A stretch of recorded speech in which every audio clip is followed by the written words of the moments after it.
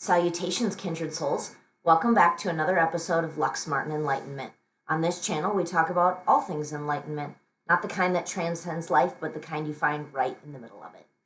Today is going to be a bit of an impromptu episode, but it's because I'm getting so many downloads, so many drop-ins on this topic, and I feel really passionately and strongly to talk about it, and I feel like there's a reason for that. So today's episode is going to be 13 raw, real, and stripped down truths about the twin flame journey.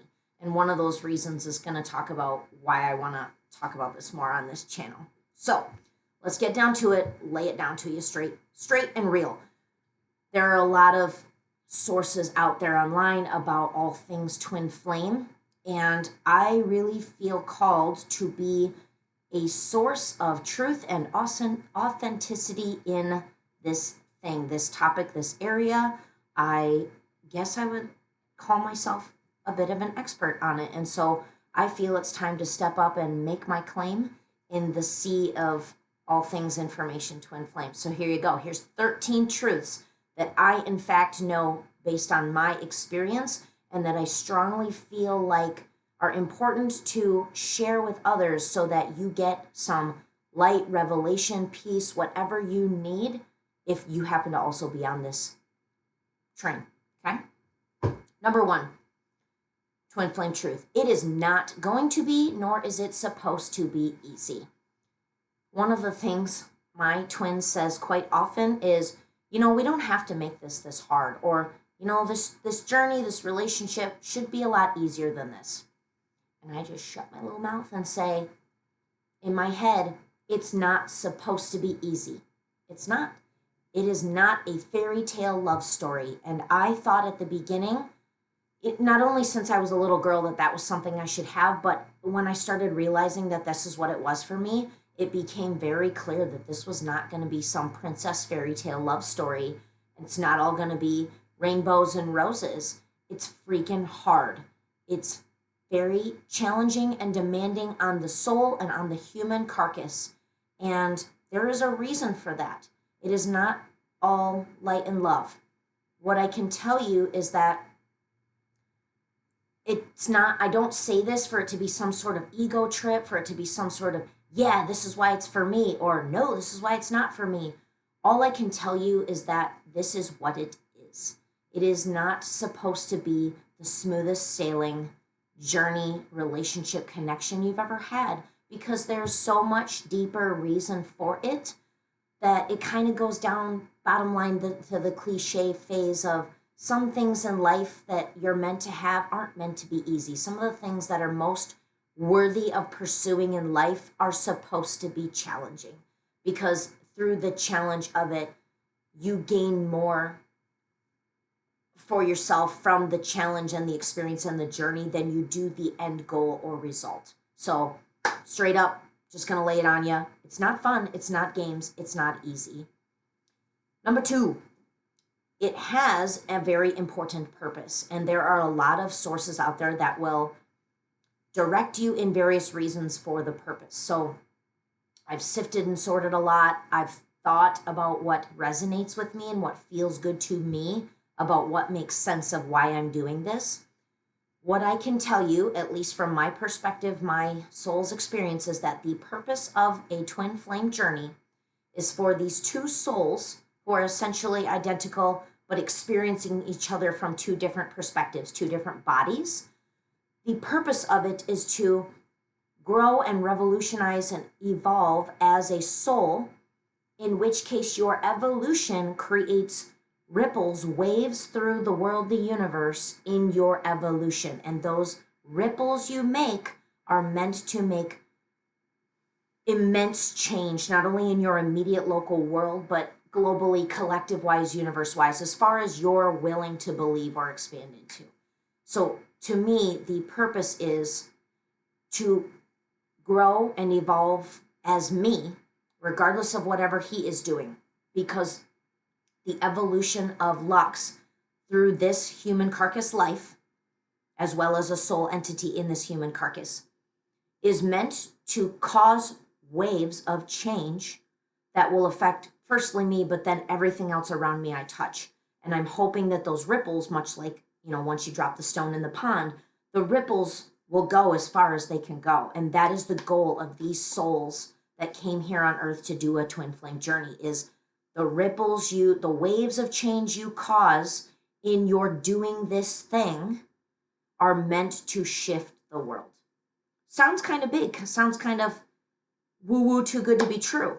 But the more I go, the more I evolve, and the more I experience, the more I deepen my conviction in the fact that that is exactly what I'm doing, and that is exactly why I'm here, and that is exactly why I'm okay talking about it now. So for those of you that feel like you're on this journey, I hope you get to that point where you realize that's what you're here to do, and then you get to do it and share it in whatever way you designed yourself to do. Number 3, raw, real, stripped down truth of the twin flame train. It is not for romantic love. It is not, as much as I, Luxie, wishes it would be, because I so deeply, desperately desire for it to be. Really, really do still want that little girl fairy tale love story to come true. It is not. That is not the purpose of it.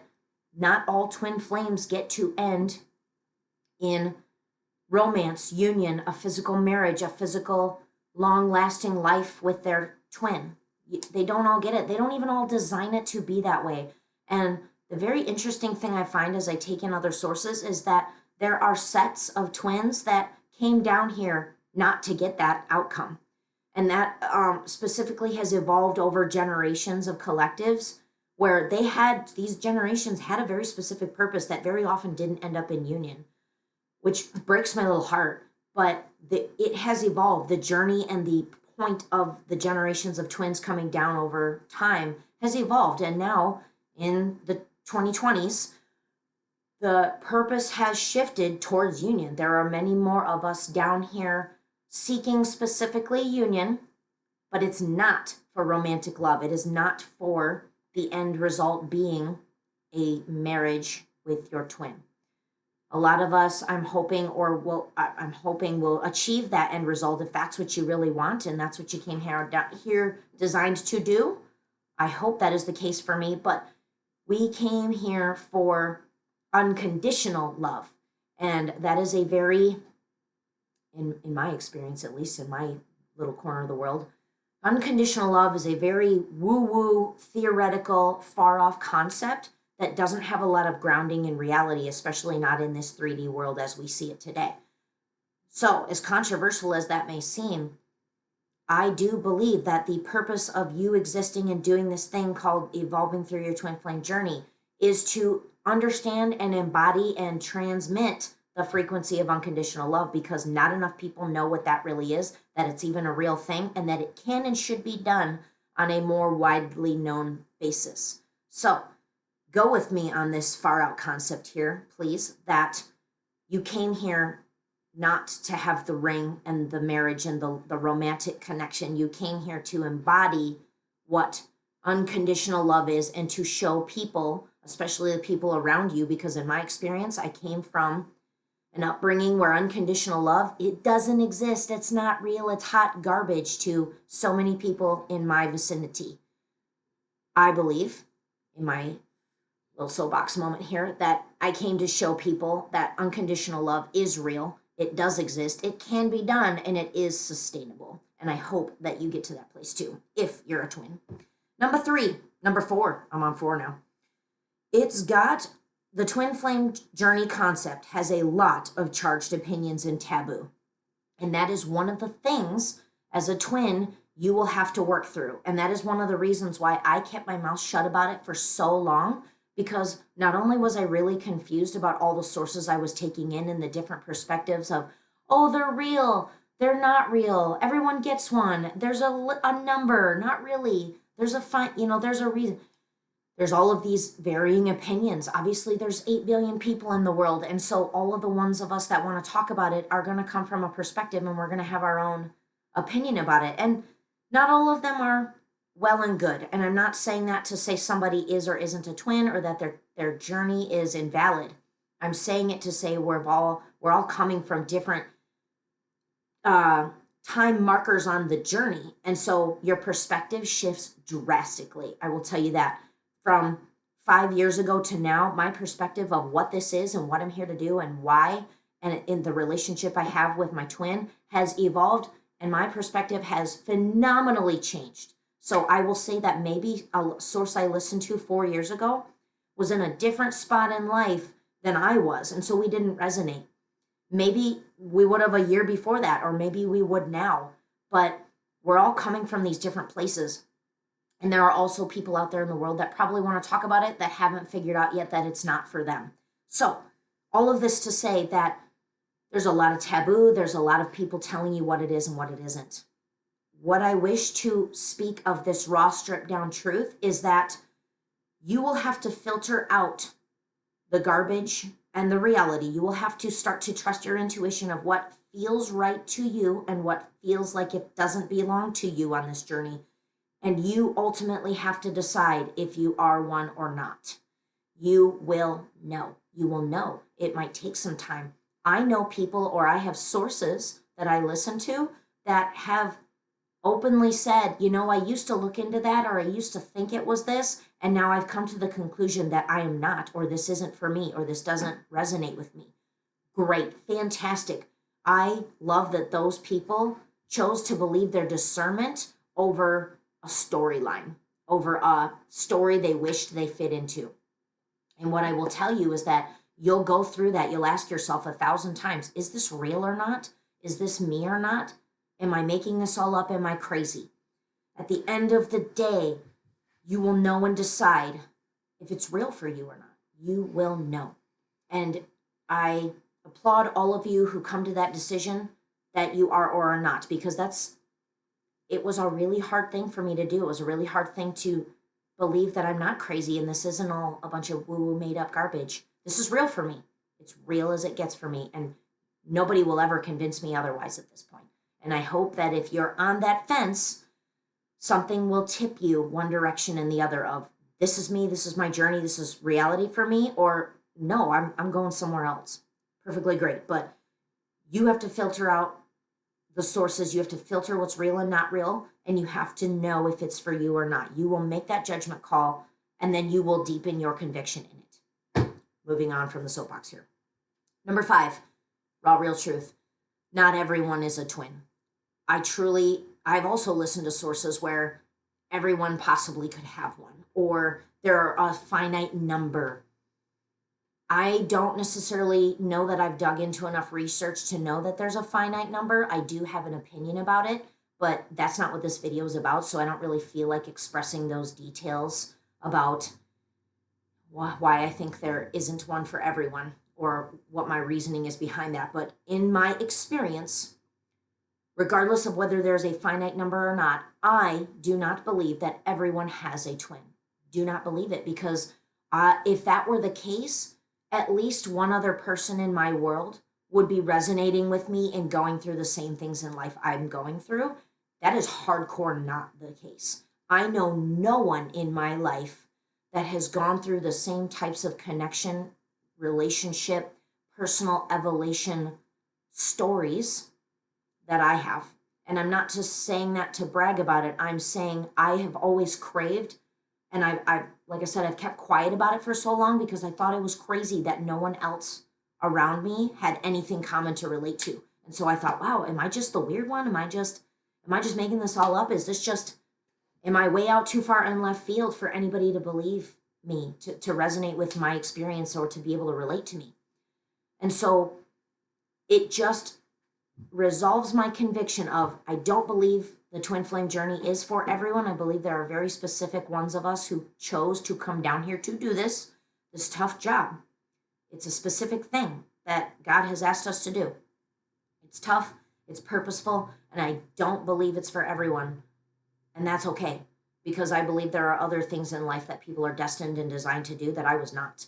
So I'm just going to stay in my lane and start to really swim in my lane of what I think I'm here to do and why I am who I am. And I'm going to let you specialize and be wonderful and fantastically you in whatever your lane is. But I don't believe everyone's a twin.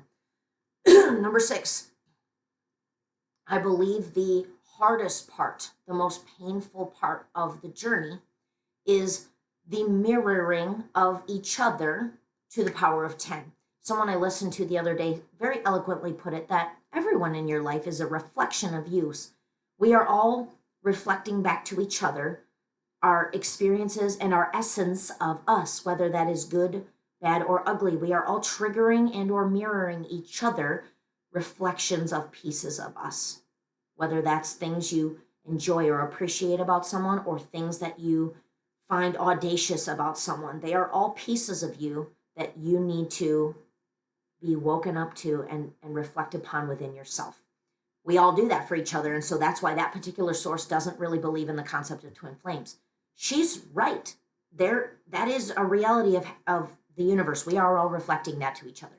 What I believe makes a twin flame journey distinct is that it's 100 times more real, raw, and just blasting through those hard things. When I met my twin, I thought I was a pretty decently great person and I was a good partner and that I was going to have a great marriage relationship when I found the one. I had no idea the ways he was about to blow up my image of myself and destroy my ego of what I thought I was doing right by triggering and showing me all of the things inside of me that I had not even realized, let alone knew that I needed to heal, look at, do something different about. So the mirroring it's insanely explosive, it's powerful, and if you choose to do something about it, that's hard work. It's hard, painful work, but it's important. And so that mirroring to me is just monumentally magnified and important because that is what you're here to do. Because through the observing of the mirroring, you're like, wow, what am I going to do about this thing that he showed me that I think is repulsive? Thus, evolution, thus the drop of the stone in the pond. And to me, it's just magnified, but it's a harder journey because I feel like my life was designed around noticing, observing, changing, alchemizing it. I think that's what I was designed to do. Number 7, you will not always love your twin flame.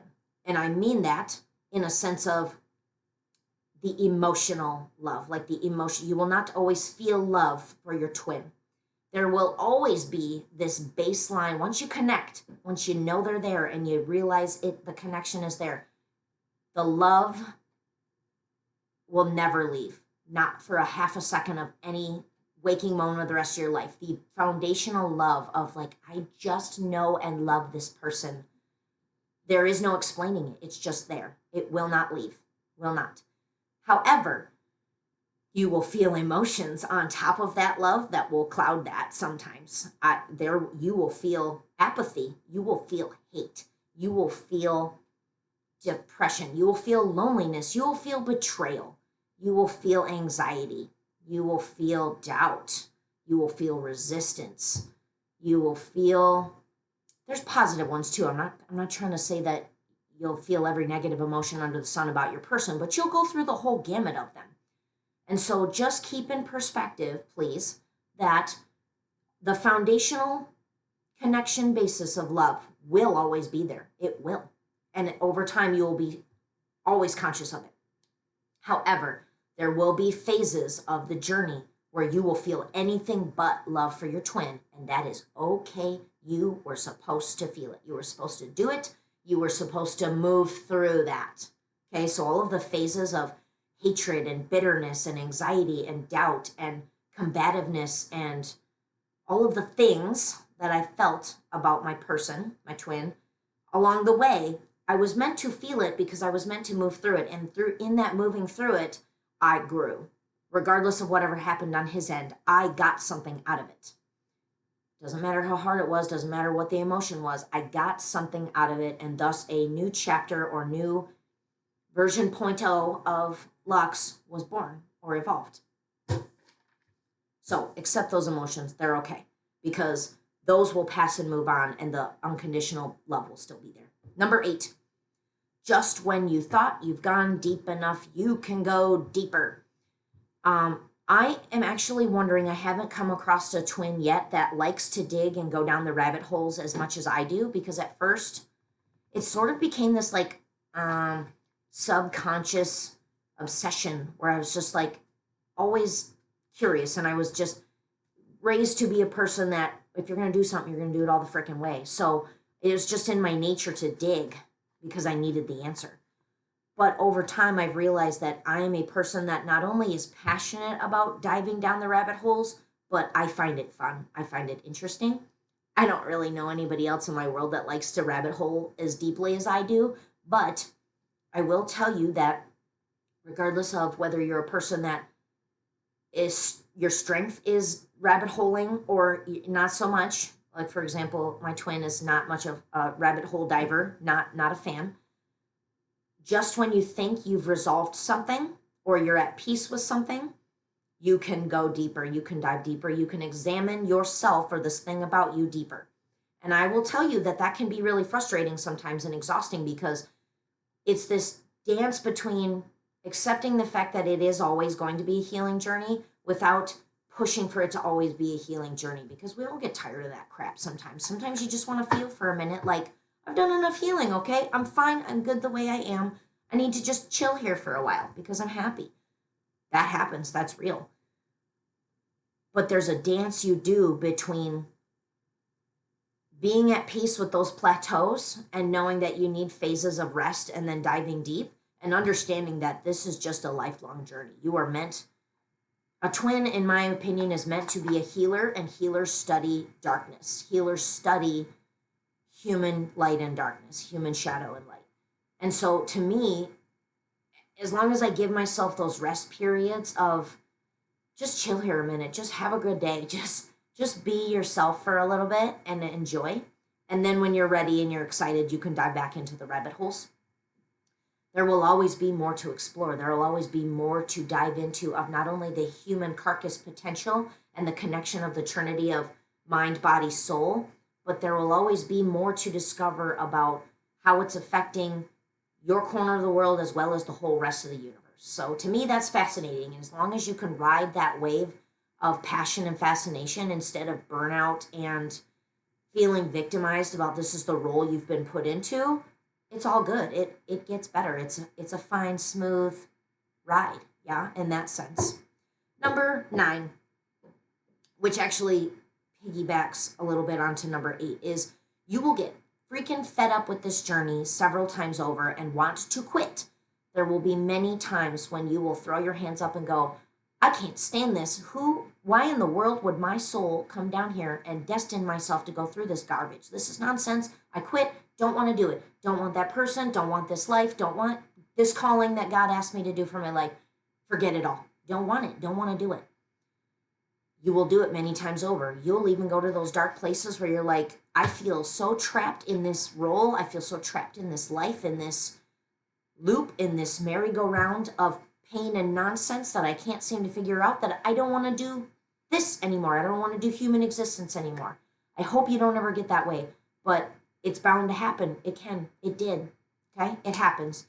But you start to find some resolve and find some peace in the fact that the more you start to believe in yourself and what this is, the more you start to be able to lean on the truth that if this is what I came here to do, if this is the calling God has placed on my life, do I want to do it? You get free will. You get to choose if you don't want to do it or not. My twin included. And we get the free will to choose if you want to disengage. That's the beauty of 3D human existence, is free will choice. But I have chosen to circle back time and time again to the fact that I wish to be a soul that follows the calling that my soul / God put me down here for. I want to do it.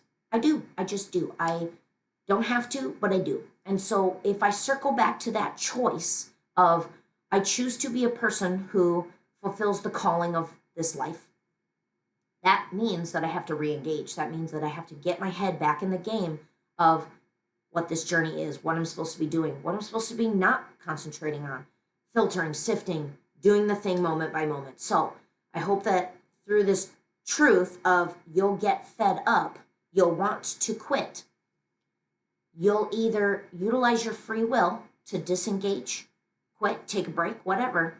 But you'll also have the free will to choose that if you accept that this is the calling that God put on your life, that you can continue to re-engage and you can continue to do it, and you will be fine, you will survive, you will thrive because you choose to.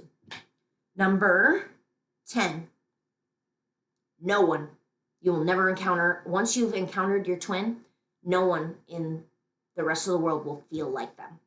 I firmly believe that because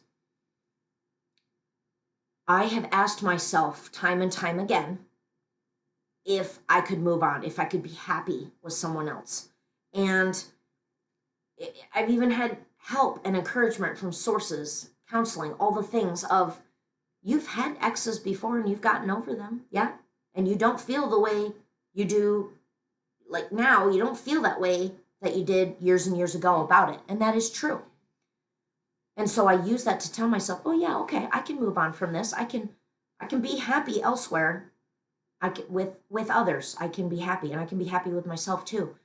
And when you work on that and you know you've done the work to evaluate, am I doing my best to move on and be a healthy, sovereign individual that can be interdependent, not codependent? So I will say that this truth of no one feels like them has a caveat of, are you willing to do the work to make sure they are or are not? In which case that means, are you willing to evaluate if you're happy, whole, complete, sovereign, interdependent, not codependent? Which means if at the end of the day, you know you've done the work and you still feel like no one will ever feel like they do. And I mean in all the ways. I mean emotionally, physically, touch, their characteristics, their attributes, sensations, and all the things that come with deeper, committed, intimate relationships. All of it.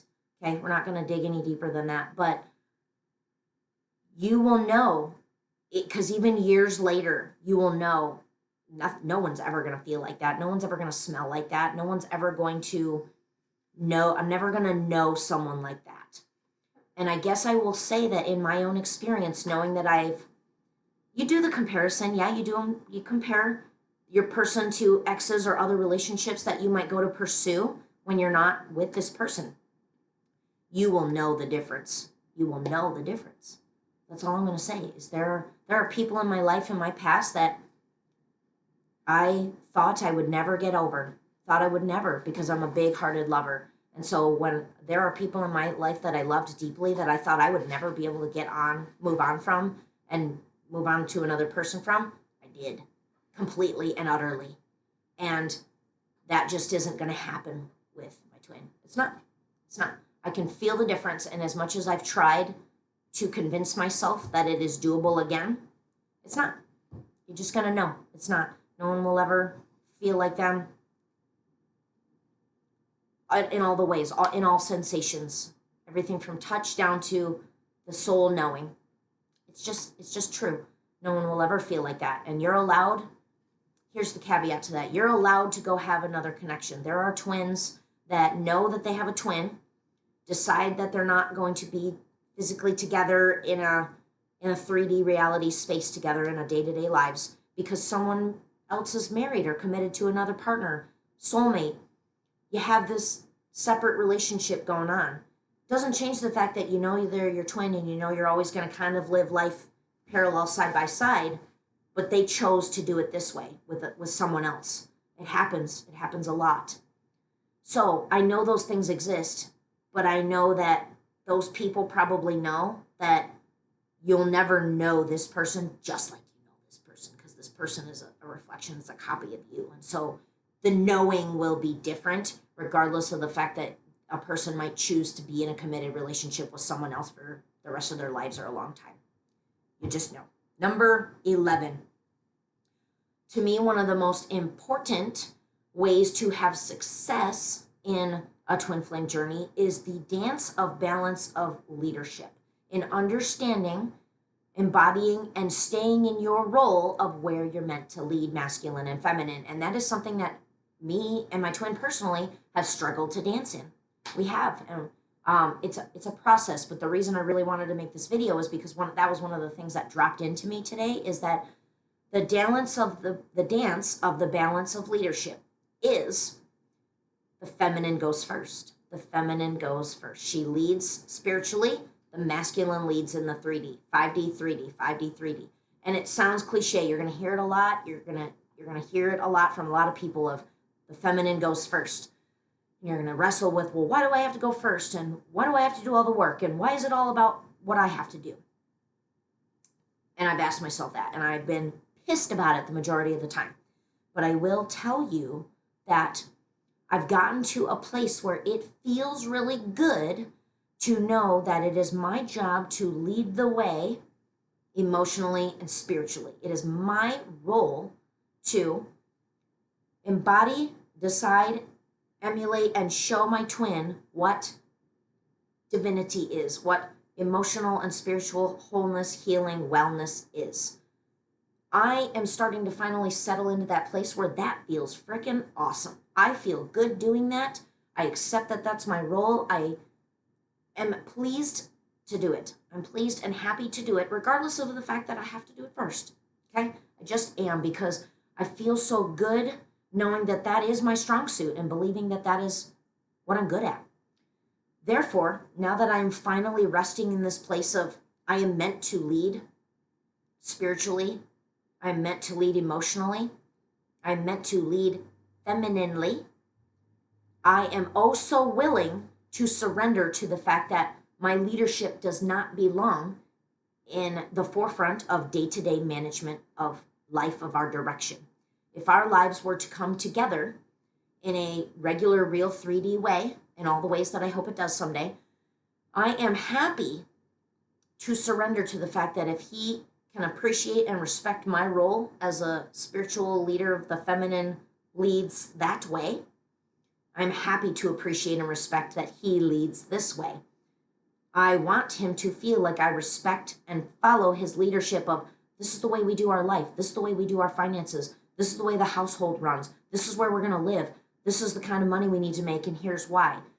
Because when you've achieved that balance, to me that means that not only are you happy to be in your role, but you appreciate and respect your strength in it, and then you appreciate and respect your twin's strength in theirs. So that dance, and I will tell you that it took me 5 years to get there. It took me 5 years. Like, it literally just clicked into place today of like, I'm happy to be here in my lane.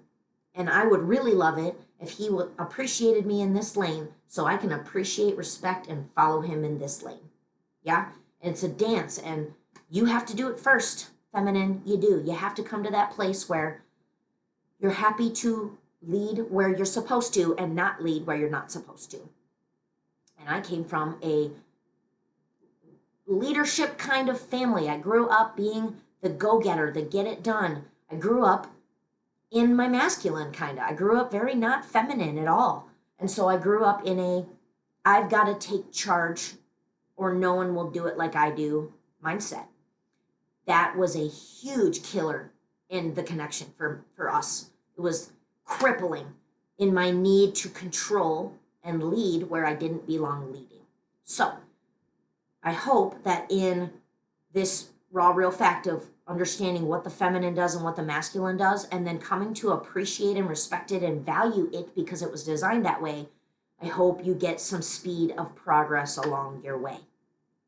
Number 12, another important truth that I think not enough people talk about and is something that is really relevant in my life, and another thing that has recently really dropped in that I hope spurs somebody else along, is that one of the more important things to do is kill your ego and then rebuild it from a new baseline framework. Like I had just mentioned, I came from an upbringing of no one's going to do it like I do it, so I better be in charge. Egoic mind thinking. My twin and I have been in egoic power struggles for many, many rounds duking it out, okay, of who's the boss of who and who does what and who controls what. I had to kill my ego first. And I even went through this phase of wishing I didn't have one and wishing that I never had one and hoping that I could do the rest of my life living from a place of total soul surrender and just not have ego. Not really the way it works. You came down here with a human carcass. Your mind, your brain is formulated with an ego. Psychology, there's lots and lots of research on ego. Carl Jung, one of the baseline sources of study. So if you know nothing about the mind and ego, start with Carl Jung.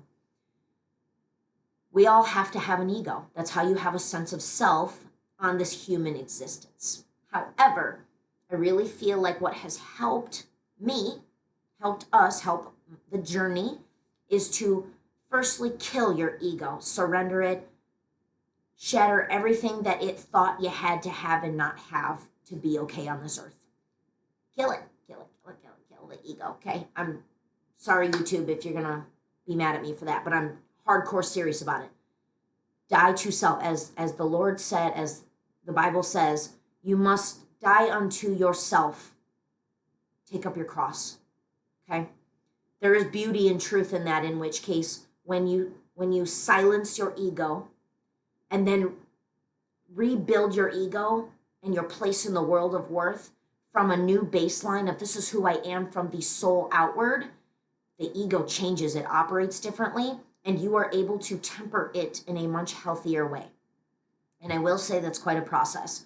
But I will say that I feel so much better in my day-to-day humaning, knowing that I trust my ego because it's a concept of my brain and my human carcass that was designed to protect me and keep me alive. Yeah? But I can temper it, talk with it, reason with it, and trust what's real, what's not real, what's soul versus what's ego. So the connection, the relationship between soul and ego for me is rebalanced and reestablished because I died to self. And I encourage both twins to do that. Feminine, you got to do it first. That's just the way it rolls. But I think I'm starting to see the changes in, because I have died to self and rebuilt the relationship of soul and ego, I think I'm starting to see the reflection of that in the other. Number 13, lucky 13, last raw truth for the day. Sorry, this video is getting a little long, but I'm getting feisty and happy to talk about this stuff. I believe twins were placed to either be born in or live in specific areas of the world. There's different stories for everyone. Some people believe they're called to water, called to travel, called to, do these things, be in these places. I actually really believe that, but I feel like my story's a little different in that I don't feel called to travel. I'm not a big traveler. Traveling has always given me anxiety. But I feel very anchored here in my little corner of the world. And my little corner of the world happens to be, some small town in Michigan, not necessarily well known for good things. Yeah, I'll pinpoint out that our city is known to have one of the higher crime rates in the country. And it made me ask myself all these questions. Why was I born here? Why do I feel like I need to stay here? Why do I have absolutely no desire to leave? And I will say, I won't speak for my twin because I don't actually know how or why he feels what he feels about our existence here in this vicinity of the world. But I will say that as I step into this and have confidence and that's what I'm here to do, I will say that I believe I was born here in this area to claim that this is my dark little corner of the world, y'all. And I'm going to claim it, defend it, and change it by doing me right here where I'm supposed to. And I really feel like different twins have different roles, whether you're supposed to be traveling, connecting, anchoring in certain corners, parts of the world. I think we all came down here with some different pinpoints, some different maps that we were supposed to stay in and service, essentially. And I fully believe that I am here to service this area, this wee little area in my hometown in Michigan that just doesn't have enough light, doesn't have enough growth and change and real love. There's a lot of darkness in this area. I can feel it, regardless of what statistically facts there are about our city, about our crime, about our business, about our money, about our marriages and divorces. All of the census facts you can find support that, but it doesn't change the fact that deep down inside, I feel the light and dark in this area. I feel it. And I feel like, by golly, maybe I'm meant to do something about it. And so I actually feel like I'm right at home, like I'm supposed to be here. I don't have a desire to leave, at least not until I make some impactful change, whatever that might look like, because I don't know what it's going to look like yet. I just feel like that's what I'm supposed to do. So I hope that if you're a twin and you feel that pull, whether it's the pull to go to this place or leave your family and move across the country and go here, or stay right where you are in your hometown because something here matters to you besides the fact that it's, your hometown and you just don't know anywhere else to go, you will feel this pull. And I hope you'll trust the pull to either go or stay. Because to me, twins have this deep underlying understanding, this nudge of where you're supposed to be and why you're supposed to be there, because the thing you're doing by living your existence and doing all the things that are causing ripples in your existence is doing something wherever you are. So, yeah, interesting. Thanks for tolerating my rant of these things. I'm really passionate about the twin flame journey. And like I said, I think this channel is going to lean a little more into that. I still absolutely want to dive into things like psychology and human carcass wellness and all the things. So I am going to start reaching out and dabbling into those topics.